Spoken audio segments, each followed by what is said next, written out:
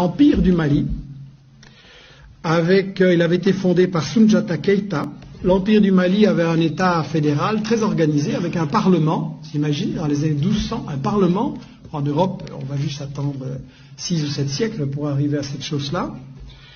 Et l'État était très organisé, avec une armée, avec un système d'enseignement, avec un trésor public.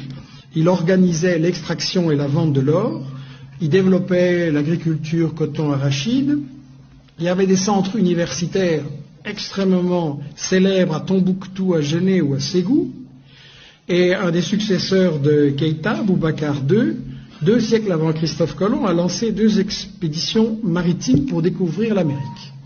Donc, pour des gens qui ne sont jamais entrés dans l'histoire, c'est pas mal. Et en fait, ce qui est intéressant, c'est que donc, il y avait toute une économie en Afrique et au Mali. Il y avait une économie avec un commerce, des caravanes qui remontaient de la Gambie, de l'ouest de l'Afrique jusqu'à la Méditerranée. C'était effectivement contrôlé, organisé par les Touaregs.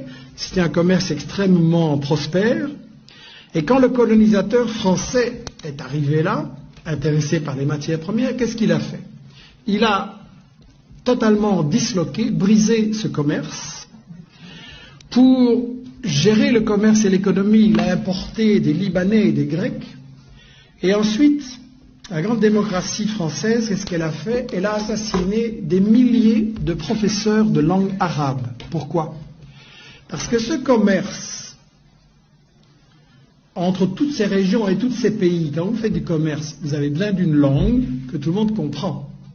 Aujourd'hui, c'est l'anglais. Vous voulez faire du commerce, c'est l'anglais. Et à ce moment-là, c'était l'arabe.